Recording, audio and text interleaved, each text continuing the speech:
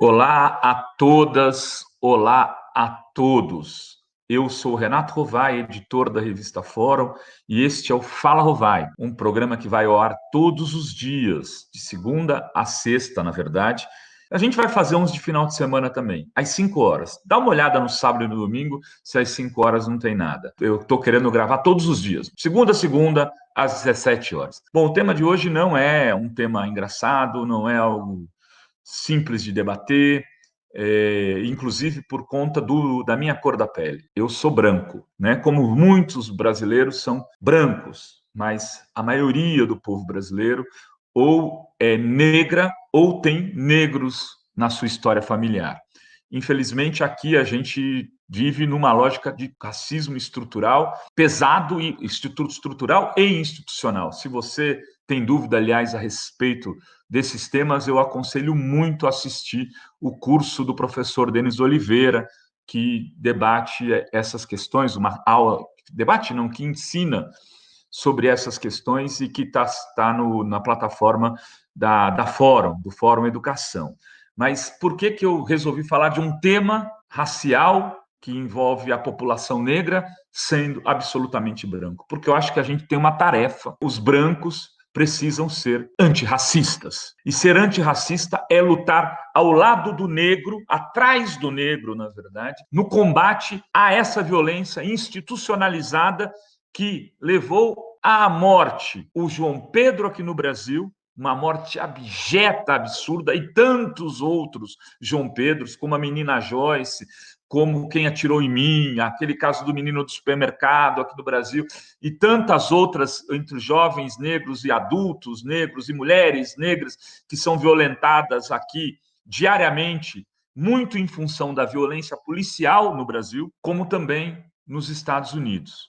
E o que está acontecendo em Minneapolis é algo que tem me chamado profundamente a atenção, além da violência de que foi a morte do senhor de 46 anos com o joelho no seu pescoço por um policial que, com as mãos no bolso, forçava o joelho no pescoço e ele pedia para poder respirar, pedia para respirar como se fosse a respiração fosse, como o Denis Oliveira acabou de falar num comentário, aquela respiração que lhe é negada em toda a sua história de vida. Aquela frase do George Floyd é uma frase que quem assistiu ao vídeo e a cena toca profundamente. O que fazer? Ficar quieto? Não falar nada? Fazer de conta que isso não nos diz respeito? Não.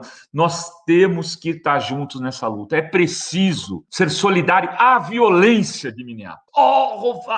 Como assim? A violência de Minneapolis é o grito pela respiração do povo negro daquela cidade que tem que ser gritado e, se violento for, em todas as partes do mundo. Não, não a violência, sim, não a violência, mas não mais as cartas de repúdio e as manifestações com simulacro de paz, com bandeirinhas brancas, enquanto as pessoas são assassinadas barbaramente, como George Floyd foi. Enquanto o menino João Pedro é assassinado de uma maneira absurda e não se sabe até esse momento o nome do policial que o matou.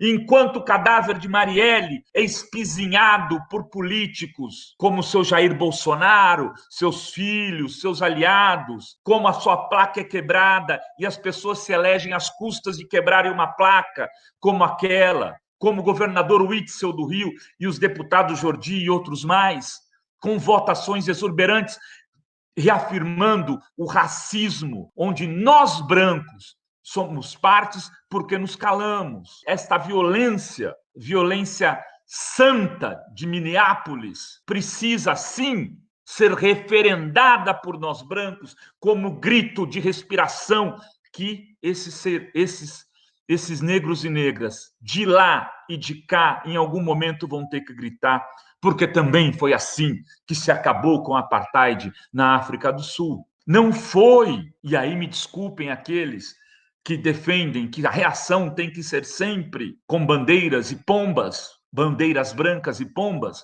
não foi com cartas de moção de repúdio que se derrubou o sistema do apartheid na África do Sul, nem o Peter Botha. Não foi com isso que se tirou o Mandela da cadeia. Então eu estou defendendo que a gente saia atirando em branco por aí? Evidentemente que não, porque não é uma questão de brancos e negros só. É uma questão de como as instituições funcionam para negros e como elas funcionam para brancos. Se fosse branco, George Floyd estaria vivo. Ele está morto porque ele é negro. Porque ele era negro e porque ele passou uma nota de $20 que nem se sabe direito se era falsa. E se aquela nota de $20 falsa fosse, ninguém sabia se ela tinha sido dada por um branco para ele. Bastou ele estar com a nota para ser assassinado brutalmente daquela forma. É preciso mudar as instituições, e para mudar as instituições é preciso lutar contra a sua forma de funcionamento das maneiras que se tem. Se é destruindo delegacia, que assim seja, para que as pessoas percebam que existem irmãos morrendo, assassinados por essa violência institucional. Aqui ninguém está conclamando a violência, mas ao mesmo tempo está entendendo a violência como uma manifestação de luta para que outros George Floyd não sejam assassinados de forma tão brutal como ele foi. E para que outros João Pedros, outras meninas e meninos que moram em comunidades do Rio de Janeiro não sejam assassinadas pelos discursos de atirar na cabecinha, de pessoas que agora são investigadas em esquemas de corrupção e que até outro dia se diziam os moralistas que iam resgatar o estado do Rio da sua putrefação. O que fazer para mudar?